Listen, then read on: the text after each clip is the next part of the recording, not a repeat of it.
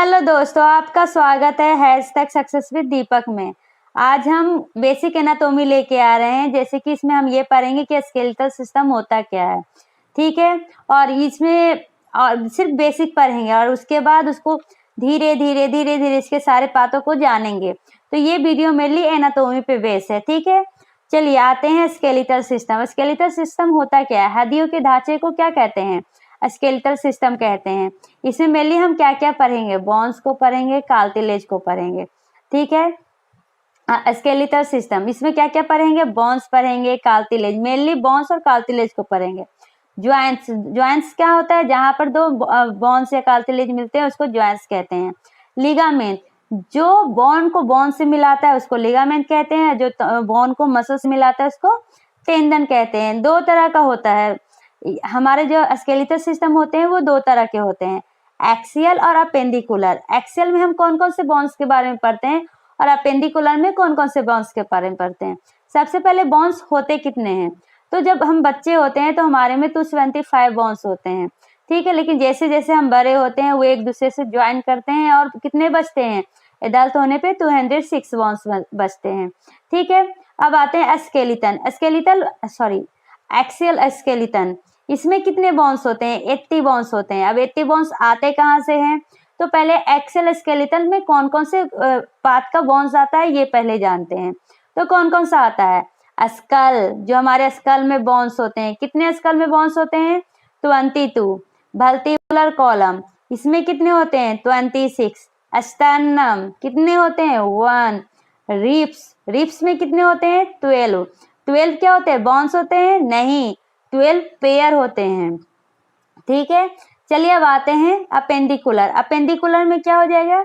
Limbs हो जाएंगे और गिरदर हो जाएंगे, ठीक है। ये आप टेंशन मत लीजिए, इसका हम विजुअल रिप्रेजेंटेशन करेंगे अगले वीडियो में, जिससे कि आपको पूरी तरह समझ में आ जाए। अभी सिर्फ समझा रहे हैं, ठीक है। अगर आपको ये वीडियो पसंद आए तो लाइक और सब्सक्राइब करना ना भूलें। और अब जानते हैं फंक्शन ऑफ बोन्स। जैसा कि हमने पढ़ा है कि ये क्या होता है, ये हड्डियों का ढांचा होता है। तो हड्डियां क्या में काम आती है? तो ये हमारे बॉडी को क्या करती है? सपोर्ट करती है।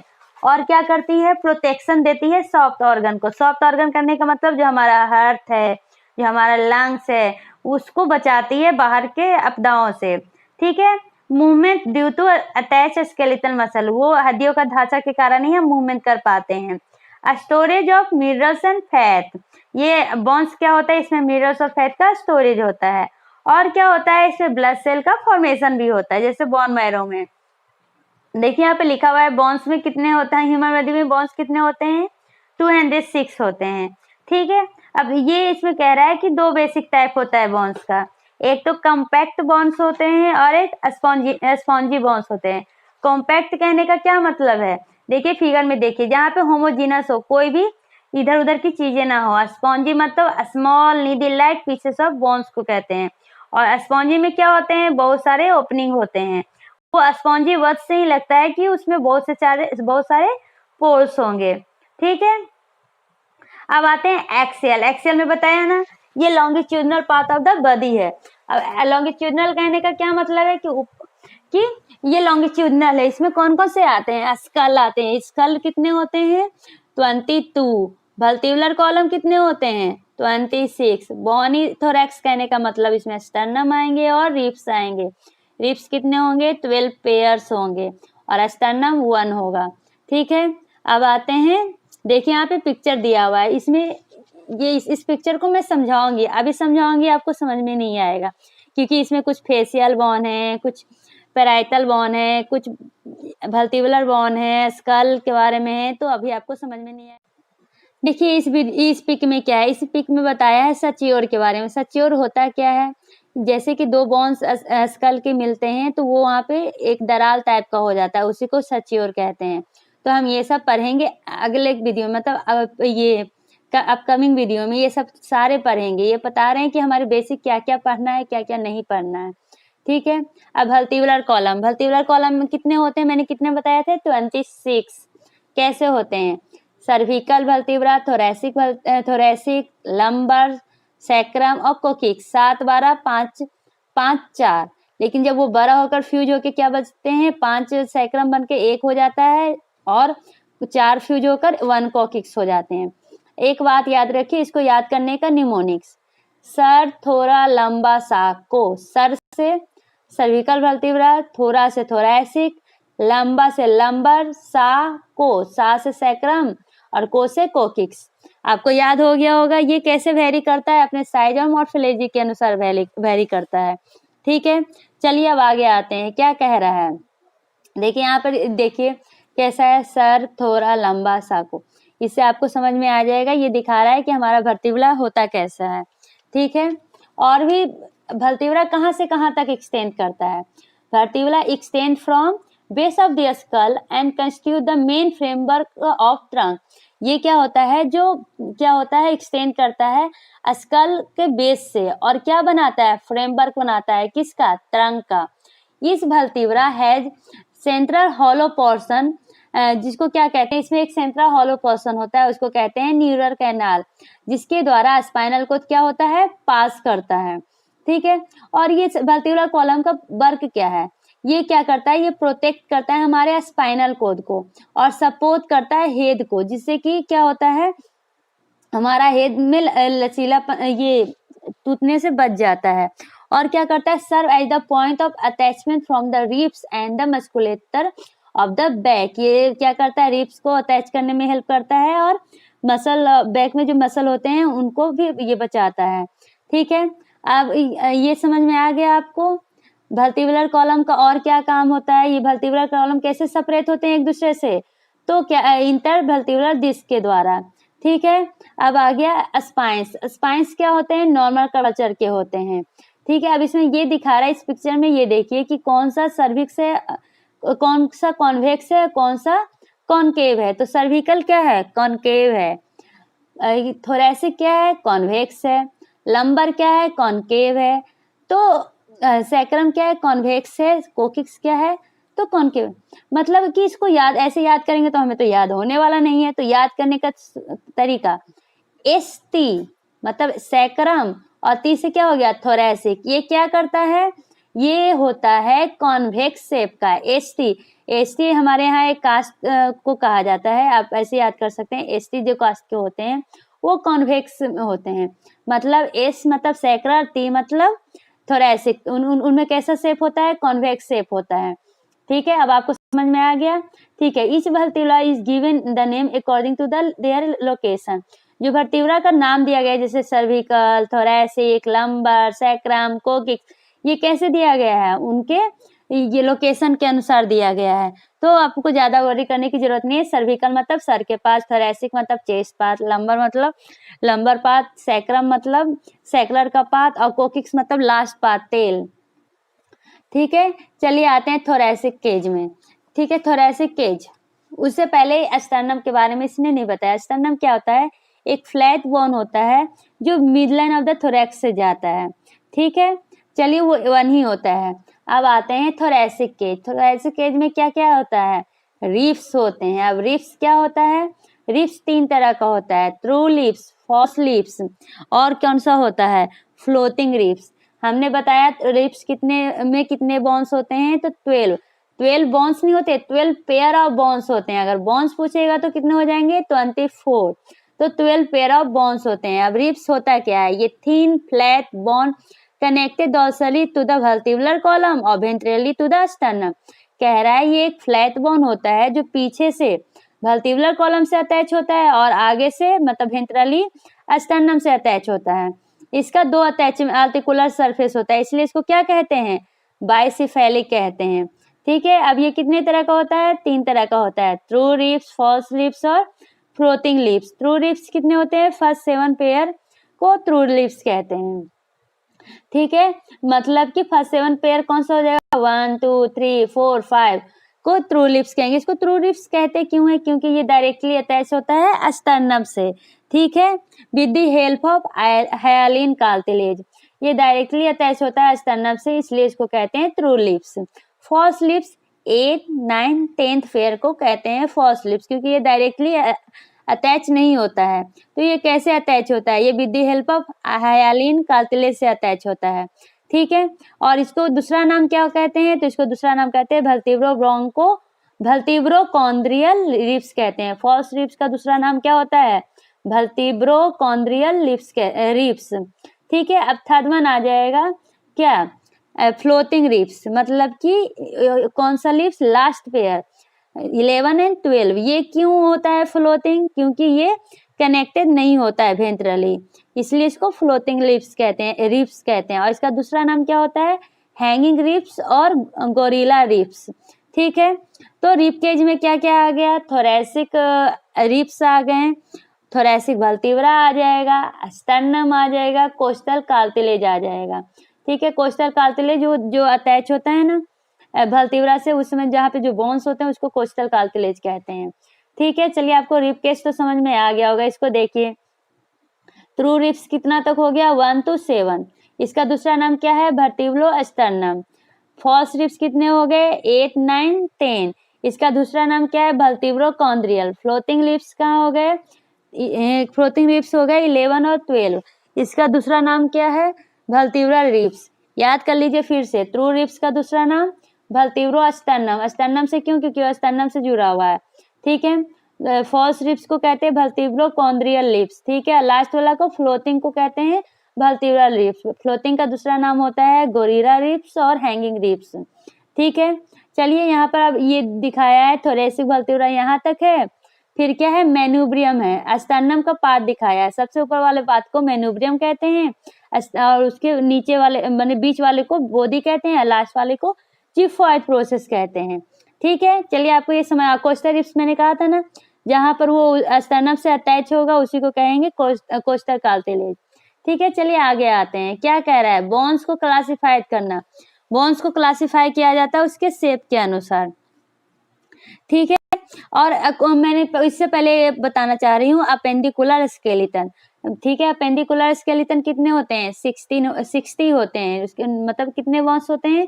60 बोन्स होते हैं। तो ये 60 बोन्स आते कहाँ से हैं?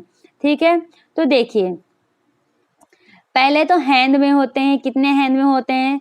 तो हैंड में होता है ह्यूमरस, रेडियस, अल्ना, कार्पल। जितने बोन्स होते हैं। कार्पल में कितने बोन्स होते हैं? 8। मेटाकार्पस में 5, फेलेंजिस में 14। ठीक है, तो ये दोनों को मिलाइए। फिर फेमूल जो largest bone of the body कहलाता है, टिबिया एंड फिमूला।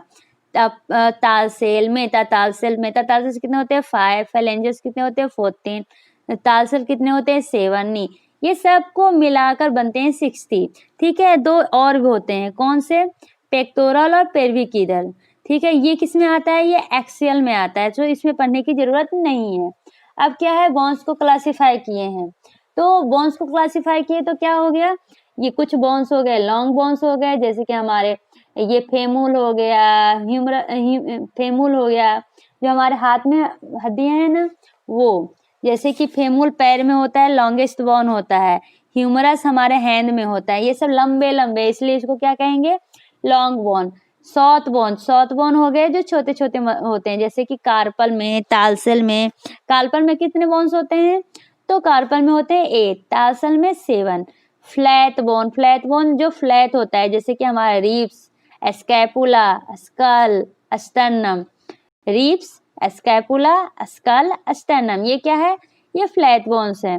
और इरेगुलर में कौन सा आ जाएगा? स्फेनोइड, इथमोइड और जाइगोमेटिक। ठीक है, एक और बोन्स होते हैं irregular bones, sorry sesamoid bone, वो कहाँ होता है? पतेला में। ठीक है, देखिए यहाँ पे लिखा हुआ है। लॉन्ग बोन्स किसको कहते हैं? जहाँ पे लंबी लॉन्ग बोन्स होते हैं, जहाँ humerus of the arm, femur of the leg. ठीक है, सॉथ बोन जहाँ छोटी हड्डियां होती हैं, जैसे carpal of the wrist, tarsal. Flat bone जहाँ पे फ्लैट होता है, parietal bone of the skull, ribs, scapula, sternum. Irregular bone किसको कहते हैं? जिनका शेप फिक्स नहीं होता है, जैसे हमारा वर्टिब्रा, स्फिनोइड, इथमोइड, जाइगोमेटिक। ठीक है, अब तो समझ में आ गया होगा। लॉन्ग बोन किसको कहते हैं? टिपिकली लॉन्गर देन वाइड, मतलब वो वाइड होने से ज्यादा वो लॉन्ग हो। ठीक है, इसमें क्या होता है? Have a shaft with head at bone in, मतलब एक शाफ्ट होता है, उसके दोनों तरफ हेड होता है। और ये कैसा होता है? मेनली कॉम्पैक्ट बोन का बना होता है। दो तरह का बोन हमने पढ़ा था, कॉम्पैक्ट और स्पॉन्जी। तो ये कॉम्पैक्ट तरह का बोन होता है। ठीक है। अब बोन के बारे में बता रहा है कि देखिए बोन का स्ट्रक्चर बता रहा है, जो सब देखिए पिक्चर देखिए, स्पॉन्जी मतलब क्या बताए थे, जिसमें स्पॉन्ज स्पोर हो उसको कहेंगे स्पॉन्जी। जो ऊपर वाला भाग है उसको कहते हैं प्रॉक्सिमल एपिफाइशियल, और जो नीचे वाला पार्ट है उसको डिजिटल एपिफाइशियल। ये दोनों हेड है, जो स्टार्टिंग के हेड होंगे उसको प्रॉक्सिमल कहेंगे, जो लास्ट वाला हेड होगा उसको डिजिटल कहेंगे, और बीच में जो बच गया उसको कहेंगे डायफाइसिस। ठीक है, उसको बीच वालों को क्या कहेंगे, डायफाइसिस कहेंगे। आई देखिए यहाँ पे डिजिटल बॉन्ड में थोड़ा व्हाइट व्हाइट कलर का दिख रहा है, इसको हाइलिन कार्टिलेज कहते हैं। ठीक है, अब चलिए आते हैं इसके अंदर देखने। ये क्या है, मेडुलरी कैविटी है। कॉम्पैक्ट बॉन्ड मतलब क्या, होमोजीनस बॉन्ड। ठीक है, इसमें ये बंडल ऑफ कोलाजन फाइबर होता है, जिसको क्या कहते हैं, शार्पे फाइबर्स कहते हैं। ठीक है, और आपको कौन सा समझ में नहीं आ रहा है, ठीक है, अब तो बाकी तो डिटेल में अंदर पढ़ेंगे। डायफाइसिस क्या होता है, डियाफासिस क्या होता है, शाफ्ट होता है, जो ये बीच वाला शाफ्ट है। और ये कैसे कंपोज होता है, तो कॉम्पैक्ट बॉन्ड का मतलब होमोजीनस बॉन्ड का ये बना होता है। ठीक है, एपिफाइसिस जो ऊपर है और नीचे है, दो तरह का होता है, मतलब ये में होते हैं। ये स्टार्टिंग वाले को कहते हैं प्रॉक्सिमल, और जो लास्ट वाले होते हैं उसको डिजिटल। ये कैसे बॉन्ड का बना होता है, ये स्पॉन्जी बॉन्ड का बना होता है। ठीक है, चलिए आते हैं आगे। क्या कह रहा है, structure of long bond, peritoneum. Peritoneum देखिए यहाँ पे पढ़ना होगा, कहाँ है, देखिए यहाँ पे पेरिटोनियम है। ये क्या है, आउटसाइड कवरिंग ऑफ डायफाइसिस। जो आउटसाइड कवरिंग होता है ना उसको कहते हैं पेरिटोनियम। और जो फाइब्रस का, ये क्या का बना होता है, फाइब्रस कनेक्टिव टिश्यू का बना होता है। दूसरा क्या है, शार्पी फाइबर। शार्पी फाइबर्स क्या होता है, तो secure peritoneum to underlining bond. देखिए यहाँ पे अंडरलाइनिंग बॉन्ड को क्या कर रहा है, ये सिक्योर कर रहा है। इसमें कौन से आल्ट्रिज है, आल्ट्रिज का क्या काम है, तो आल्ट्रिज का इसका काम है कि वो सप्लाई करता है न्यूट्रिएंट को। ठीक है, चलिए अब आगे चलते हैं।